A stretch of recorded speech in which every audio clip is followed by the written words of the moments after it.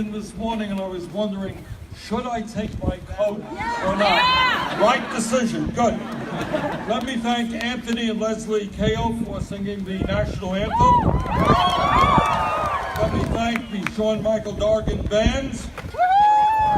Let me thank James Alexander for his remarks. And let me thank Sarah Trongone for introducing me. And most of all, thank you all very much for being out this afternoon to complete the political revolution and transform this country. And I want to emphasize that what this campaign is about is not just winning the Democratic nomination. It is not just defeating Donald Trump, the most dangerous president in modern American history. But it is about all of us, not me, us, transforming this country. That is what this is about. This weekend, I will be not only here in Wisconsin, but in Indiana, Ohio, Michigan, and Pennsylvania. 4 years ago, despite losing the popular vote by 3 million votes, Donald Trump carried all of those states and won enough electoral votes to be elected president. Together, we are going to make sure that that does not happen again. We're going to win here in Wisconsin. We're going to win in Indiana. We're going to win in Ohio. We're going to win in Michigan. We're going to win in Pennsylvania. And together, we're going to win this election. Now, obviously, in our country, people have different points of view. Here in Wisconsin, in my state of Vermont, and all across the nation, and that is what democracy is about. You have your point of view, I have mine. But I happen to believe that whether you are a progressive or a conservative or a moderate, you are not proud that today we have a president of the United States who is a pathological liar.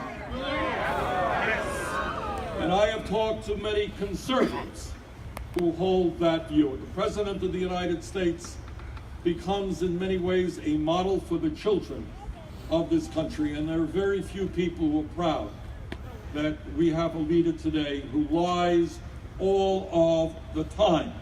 And in fact, he has lied thousands of times since he has been president and when he was on the campaign trail.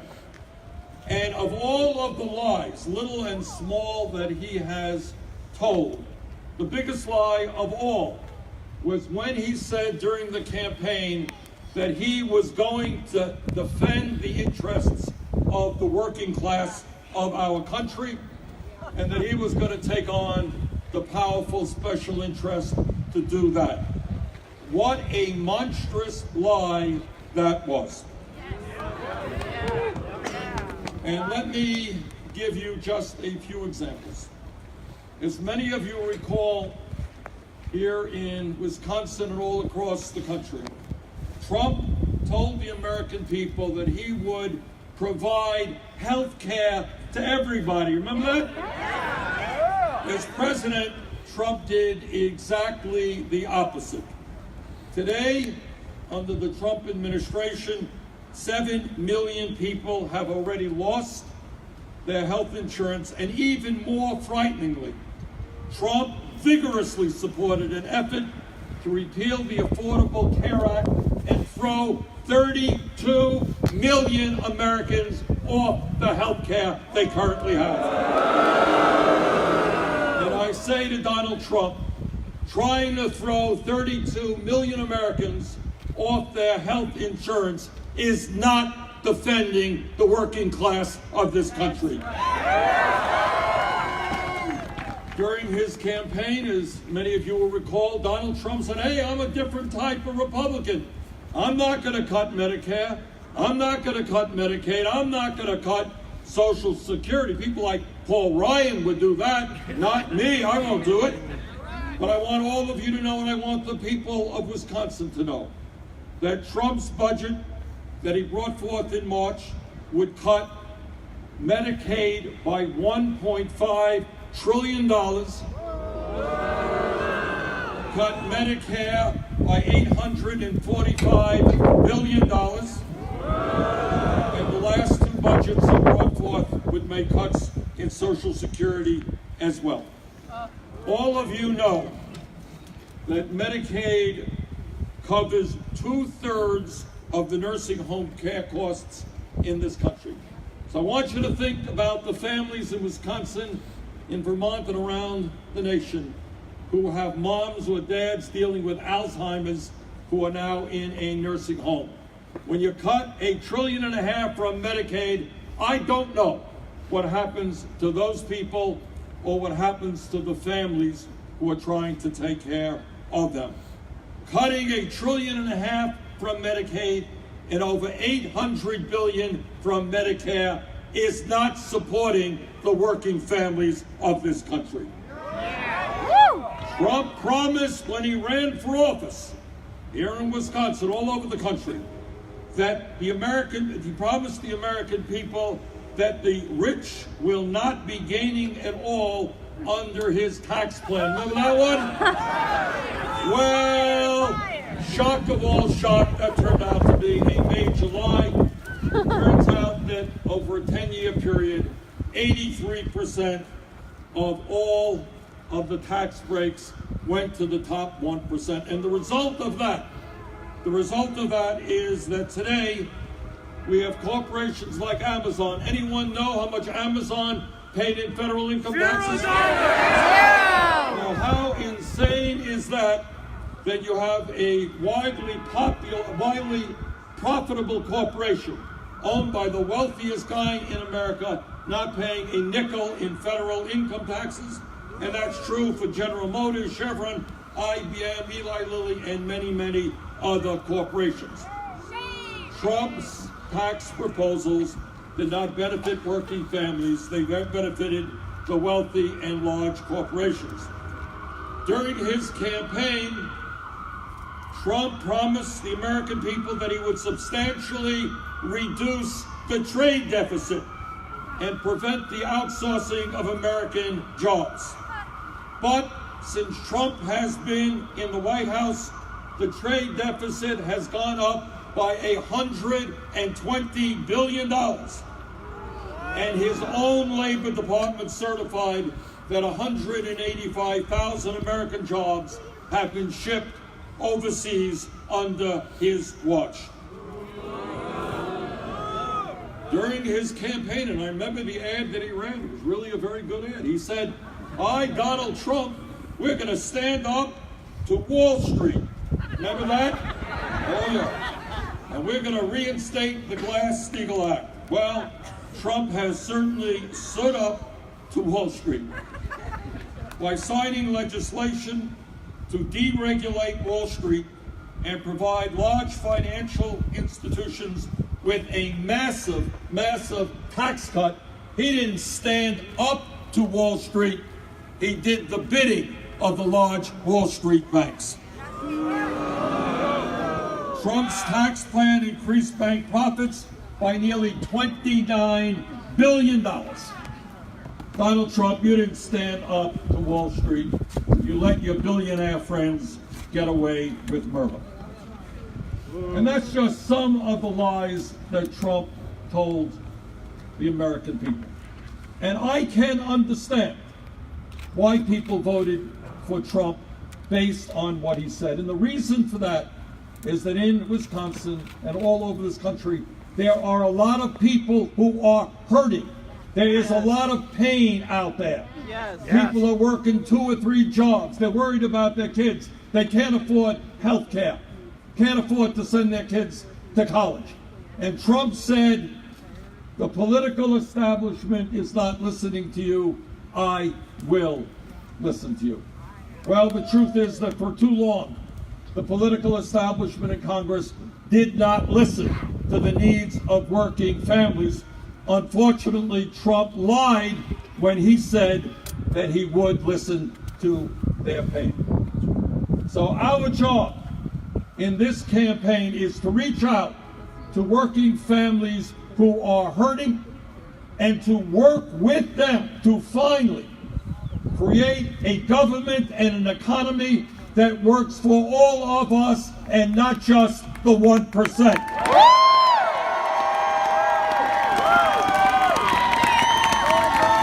That is what the American people want. They're tired of being lied to. They're tired of seeing the very, very rich getting richer while we have 40 million people living in poverty and veterans sleeping out on the street. Now today I want to welcome you to a campaign which says, with confidence, with optimism, and with love, that the underlying principles of our government will not be greed, will not be kleptocracy, will not be hatred, will not be lies.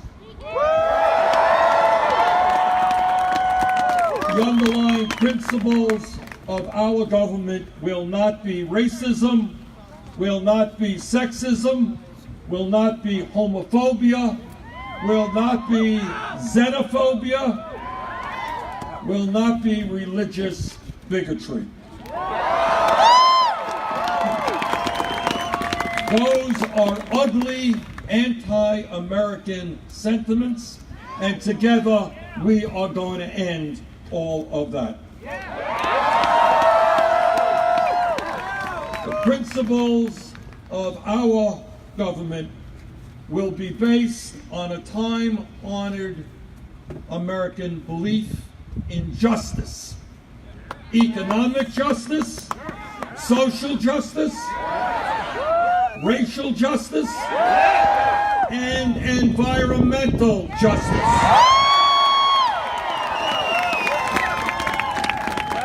Donald Trump wants to divide our country up based on the color of our skin, based on our gender, based on where we were born, based on our religion and our sexual orientation.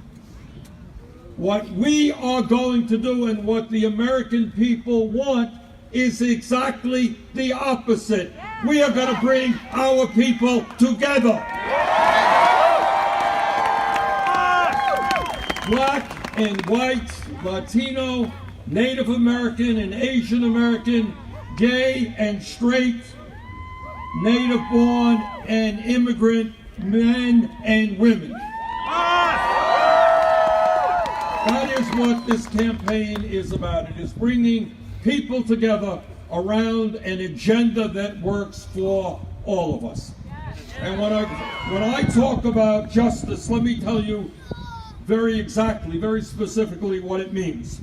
It means that we will no longer tolerate a nation which has more income and wealth inequality than almost any other major country on earth, and it is worse now than at any time since the 1920s.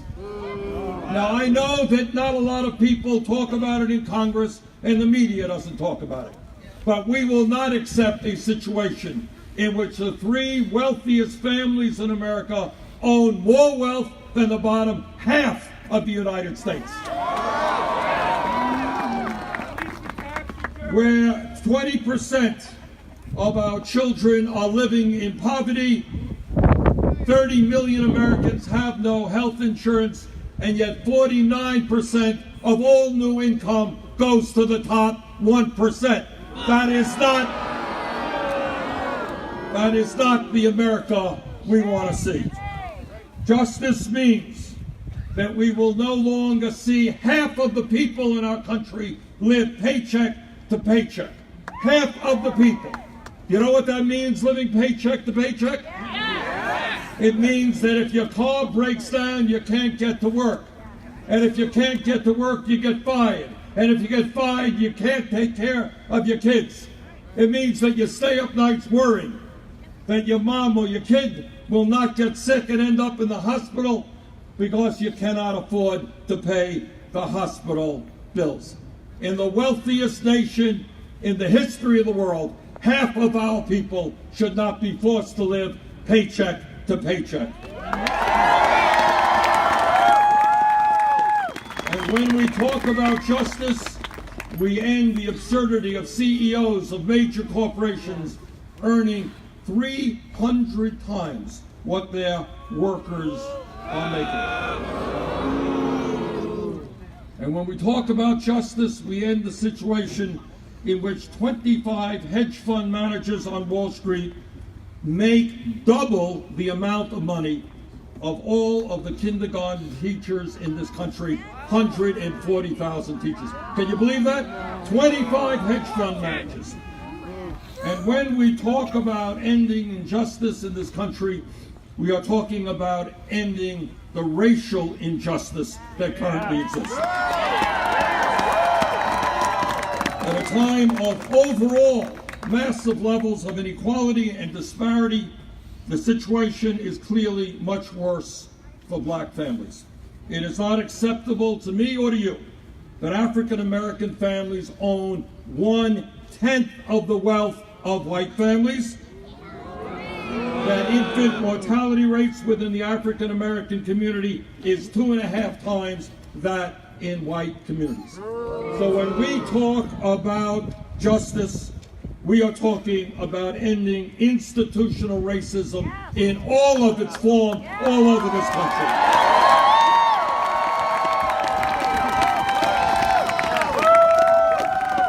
And let me say a word to the young people of our country.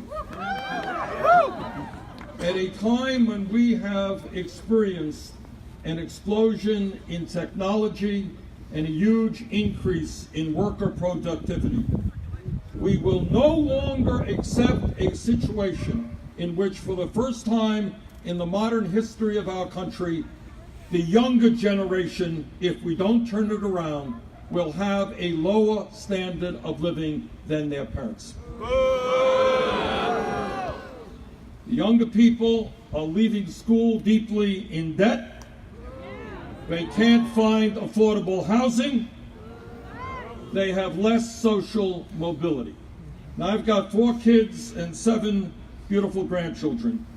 Downward mobility is not acceptable to me, and it's not acceptable to the American people. This campaign is about moving people up, not down.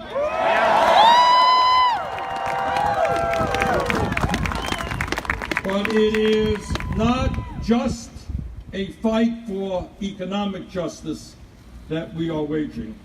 We are also waging a fight to end the corrupt political system which allows the rich to get richer at the expense of everybody else. I have a very radical idea. You want to hear a really radical idea? Yeah! All right, hold on to your hats. The right-wing media is going to go nuts on this one. I believe, and I'm saying it right here, in one person, one vote. And how radical an idea is that? And that means that we're going to end a political system which allows billionaires to buy elections. Yes! We are going to overturn this disastrous Citizens United Supreme Court decision. And we are going to move toward public funding of elections. Yes! Because I want more people to be participating in the political process. And I don't care what your views are. If you want to run for office, you're progressive, you're conservative, whatever you are, you should be able to run for office without begging wealthy people for campaign contributions.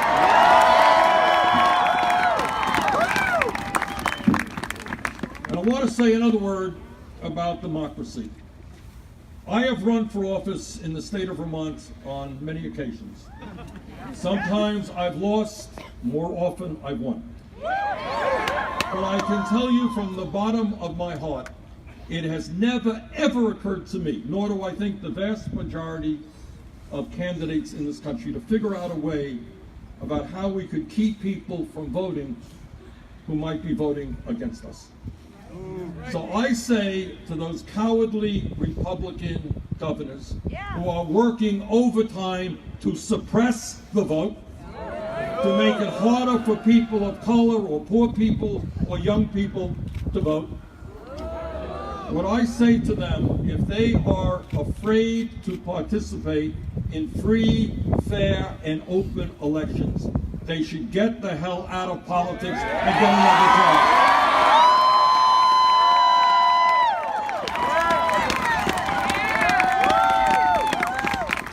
Now, a few years ago, when I was here in Wisconsin, and by the way, Wisconsin, thank you very much for the support you gave me. What a great victory. Now, all of you will recall, you'll all recall that here in Wisconsin and wherever we went around the country, the ideas that we brought forth 4 years ago were considered by the political establishment and by the media establishment, the ideas that were radical, that were extreme, that were ideas that nobody in America supported. Well, I think it's fair to say that things have changed over the last 4 years. I want you to remember this. When we talked about raising the minimum wage to a living wage, the establishment said, too radical. And when we dared say that health care is a human right, too radical. And when we talked about investing $1 trillion to rebuild our crumbling infrastructure and create up to 15 million good-paying jobs, we were told that it was too radical. And I was asked, I remember this, on a national TV debate, and the moderator said, well, tell me, what do you think the major national security crisis facing the country is? And there are many of them. And I think the person thought that I would say, well, it's ISIS or it's Al-Qaeda. And the answer I gave was climate change. Now, 4 years ago, that was a radical idea. It ain't a radical idea today. 4 years ago, when we talked about criminal justice reform, we talked about ending the war on drugs and legalizing marijuana. And we were told, oh my God, too radical an idea. Well, state after state is doing just that, finally. And when we talked about reforming our broken criminal justice system and our broken immigration system, we were told that those ideas were too radical as well. And here is another idea that 4 years ago seemed so radical, and that is, how could you possibly run for President of the United States without having a super PAC and begging billionaires for campaign?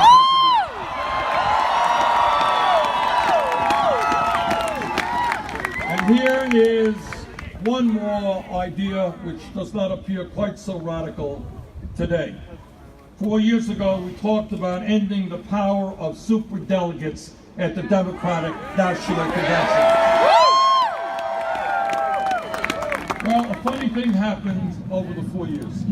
And what you in Wisconsin did in the 21 other states that we won, and the 13+ million votes that we received, and the fact that we ended up receiving more votes from young people than Trump and Clinton combined,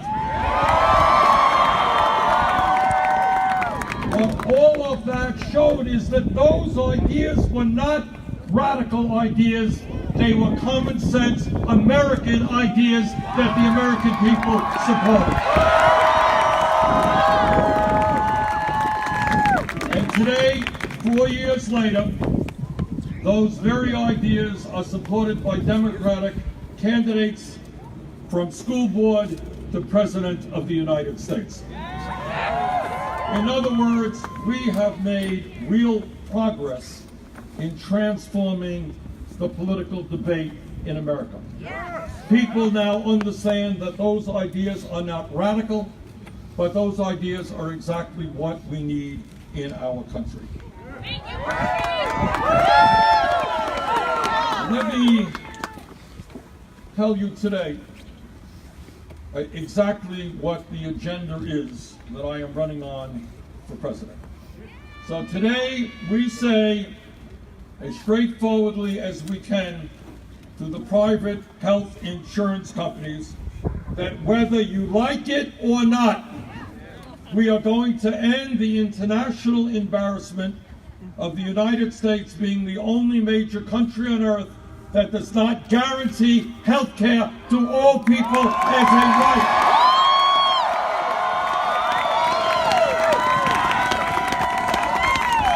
We will no longer accept the absurdity of spending twice as much per capita on health care as the people of any other country, while we have lower life expectancy rates than other countries and worse health care outcomes than other countries. In America, if you get sick, no matter what your income is, you should be able to walk into a doctor's office.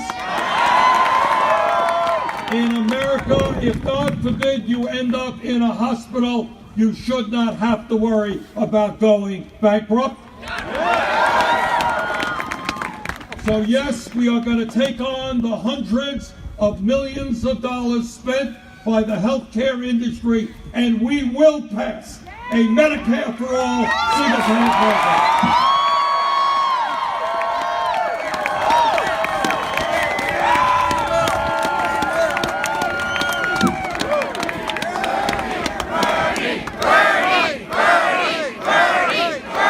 Now let me tell you something. Let me just tell you something. This is not going to be an easy fight. And I want you to know this is not just another piece of legislation that's going to get passed inside the Beltway. That's not the way it happens. I look at health care and Medicare for all in exactly the same way that I looked at the labor movement when millions of workers stood up and fought back and said they were sick and tired of being exploited. I look at Medicare for all in the same way as I look at the civil rights movement, where African Americans and their white allies said together, we are going to end racism and segregation and Jim Crow in America. And I look at health care as a human right in the same way as I look at the women's movement, where women stood up and fought back and said, we will not be second-class citizens. And I look at Medicare for all in the same way as I look at the struggles of the gay movement, when the gay community said, we are sick and tired of being discriminated against, and we will love whoever we choose, regardless of their color. My point is that the fight for Medicare for all, the fight for health care as a human right, is a struggle that has got to take place at the grassroots level. Because when millions of people stand up and say, you know what, I'm entitled to health care, my kids are entitled to health care, my disabled friends are entitled to health care, and every American is entitled to health care. And when millions of people stand up, believe me, the United States Congress will hear them. And when we talk about health care, we are talking about taking on the greed of the pharmaceutical industry, who are charging us by far the highest prices in the world for prescription drugs. Now, you want to hear about a dysfunctional healthcare system? All right, I'll tell you. Now, this is really crazy stuff. And that is that last year, the 5 major drug companies made $50 billion in profits. The CEOs make outrageous compensation packages, and yet 1 out of 5 Americans cannot afford to fill the prescriptions that their doctors write. And just think how insane that is. People go to the doctor, they're sick, doctor writes a prescription, they can't afford to fill it. So we are going to tell the pharmaceutical industry that we in this country are not going to pay any more for prescription drugs than the people of other countries, which means we're going to lower prescription drug prices by 50%.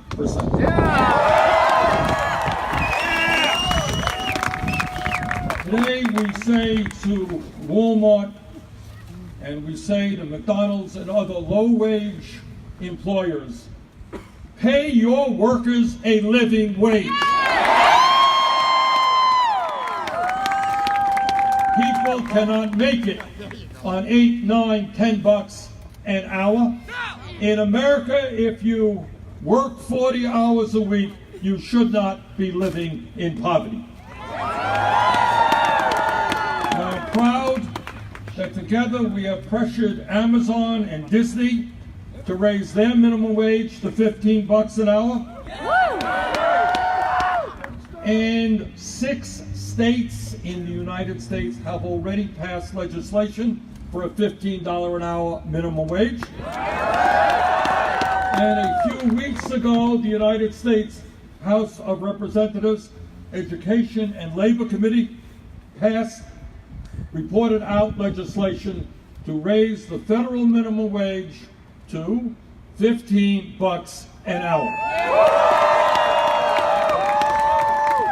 We have come a long way in 4 years, but we need a mass movement to make sure that nobody in this country is working at starvation wages. When we talk about priorities in America, we should not be proud of the fact that in America we have the highest rate of childhood poverty of almost any major country on earth. Shame. And we have a child care system that is out of control. If you are a working parent, you have the right to know that your kid is in a quality pre-K program and that the staff is paid living wages. And that is why we understand that the early years of a human development from 0 to 4 are the most important, intellectually and emotionally. And that is why we are going to implement universal, affordable pre-K. And here is another idea that 4 years ago was considered to be radical, ain't so radical now. And that is that in the United States, we know we are living in a competitive global economy. We need to have the best educated workforce in the world. Good jobs require a good education, and that is why we are going to make public colleges and universities tuition free.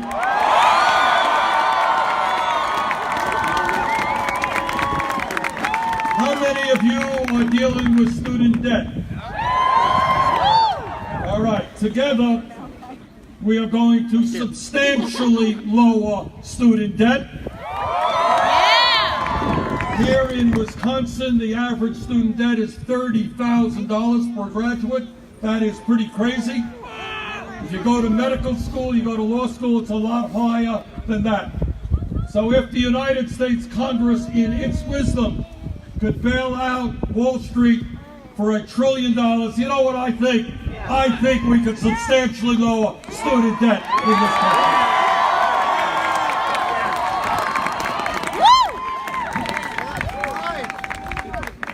And today, we say to Donald Trump and the fossil fuel industry that although it may not seem at this moment, climate change is not a hoax. And the truth is I think all of you know, that climate change is an existential threat to our country and the entire planet. And together, we are going to take on the lies and the greed of the fossil fuel industry. You know what they remind me of? Some of you may have known that 50, 60 years ago, the tobacco industry was telling the American people that cigarettes were not harmful. You don't know that? Yeah, I remember. And as a result of that, millions of people, including my own father, died. People smoked 2 or 3 packs of cigarettes, and there were these ads on television. Hey, cigarettes are not harmful. The tobacco executives went before a congressional committee. Oh, they held up their hands. We have no evidence to believe that tobacco is harmful. They lied. And the fossil fuel industry, their scientists know it. They know that what the scientists tell us, that if we do not significantly and aggressively cut carbon emissions, according to the best scientists in the world, there will be irreparable harm to this planet within the next 12 years. We have a moral responsibility to our children and our grandchildren to leave them a planet which is healthy and is habitable. And we are going to transform our energy system away from fossil fuel to energy efficiency and sustainable energy. And when we do that, we're going to create millions of good-paying jobs. And today we say to the prison industrial complex that whether they like it or not, they are no longer going to make money by locking up fellow Americans. We are going to bring about long overdue real criminal justice reform. This is America. We should not be having more people in jail than any other country on earth. We should not be spending $80 billion a year locking up people in this country. Instead of spending $80 billion a year on jails and incarceration, we're going to invest in our young people, in jobs and education. And when we talk about criminal justice reform, that means no more private prisons or detention centers. No more war on drugs. No more keeping people in jail because they are too poor to afford cash bail. When we talk about criminal justice, we're going to change a system by which millions of people now have criminal records because of possession of marijuana, while the CEOs on Wall Street who destroyed this economy, who created a situation in which millions of people lost their homes, their jobs, and their life savings, those crooks, not one of them, not one of them went to jail. We're going to change that type of system.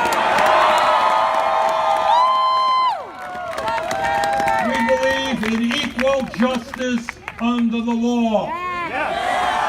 If you're a Wall Street executive and you break the law, you pay the price.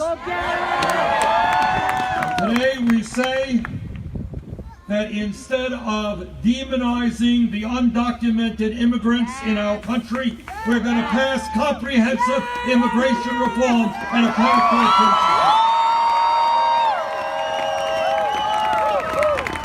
to We're going to provide legal status to the 1.8 million young people eligible for the DACA program. And we're going to develop a humane border policy for those who seek asylum. No more snatching babies from the arms of their mothers. And today we say to the military industrial complex that We want a strong defense, but we do not need to spend more than the next 10 nations combined.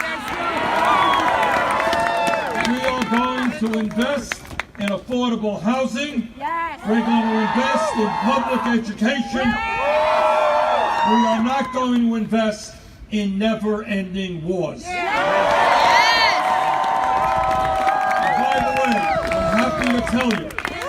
I'm happy to tell you that the House and the Senate recently passed a resolution using the War Powers Act successfully for the first time in 45 years to end U.S. involvement in the Saudi-led intervention in Yemen. And that is just the beginning of getting Congress to retake its constitutional responsibility on issues of war. And today we say to the 1% in profitable corporations, people who have never had it so good, that under our administration we're going to end the massive tax breaks and loopholes that they currently enjoy. We're not going to accept the situation where major profitable corporations pay zero in taxes. The wealthy and large corporations will start paying their fair share of taxes. Now, when I use the phrase, us, not me, that is not just a good bumper sticker. It is a good bumper sticker, but it's more than that. And this is what it means, and maybe the most important point that I want to make, and something very few candidates will tell you. And that is that no president, not Bernie Sanders, not anybody else, no matter how well-intentioned or honest that person may be, no president of the United States can do it alone. Because the power of the establishment, the power of Wall Street, of the insurance companies, of the drug companies, of the corporate media, of the prison industrial complex, of the military industrial complex. These people have unlimited amounts of money, and they have incredible power. So when we use the phrase, us, not me, what it means is that we need to engage in an unprecedented grassroots effort in which millions of people stand up and they look around them and they say, you know what, this status quo is not working for us. It may be working for billionaires. It is not working for us. And if we stand together, and if we don't allow Trump and his friends to divide us up, we can take these folks on and we can defeat them. And what we do in the White House together is we create a federal jobs guarantee. You want a job in America, you will have a job because there is more than enough work to be done. When we are in the White House, we're going to do what the American people want, and that is end the epidemic of gun violence and pass common sense gun safety legislation. And when we together are in the White House, we are going to protect a woman's right to control her own body. You know, I get more than tired of hearing my conservative friends and my conservative colleagues in the Senate saying, get the government off of the backs of the American people. They tell us about small government. Let the American people do what they want. Deregulate everything.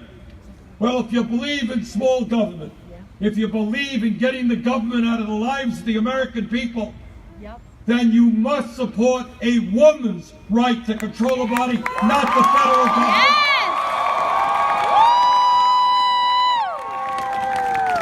Not the federal government, the state governments, or the local government. Amen. Brothers and sisters, we are in a pivotal moment in American history and in world history. In this country and in many parts of the world, there is a growing movement toward authoritarianism and oligarchy. There is a growing movement toward racism and bigotry. It's going on not only in the United States, where we're seeing an increase in hate crimes, where we have a president who is trying to win cheap political votes by demonizing minorities. That is what's going on. And what this election is about is whether we strengthen democracy or whether we move toward oligarchy. It's about whether we bring our people together or we have national leadership that tries to divide us up. It is about whether we have grassroots activism or whether we have billionaires who continue to control the economic and political life of the nation. In my view, if we are prepared to stand up to Trump and his desire to divide us up, if we understand we cannot allow him to demonize minorities, to demonize undocumented immigrants, if we understand that there is no such thing as a blue state or a red state, but that in every state in this country, working people are struggling to take care of their families. If we are prepared to roll up our sleeves and get involved in the political process, if we are prepared to do all of that, at the end of the day, what we know is that the 1% may have unlimited amounts of money and they may have an enormous amount of power. But at the end of the day, the 1% is 1%. Yes! And I may not be a great mathematician, but the 99% is a lot more than the 1%. So brothers and sisters, we are fighting for the future of this country. We're fighting for democracy. We're fighting to protect our children and our parents. We are fighting to preserve the planet. This is no time for anybody to be talking about being depressed or in despair. Now is the time to get to work. Now is the time to transform this country. Now is the time to win this election. Thank you all very much.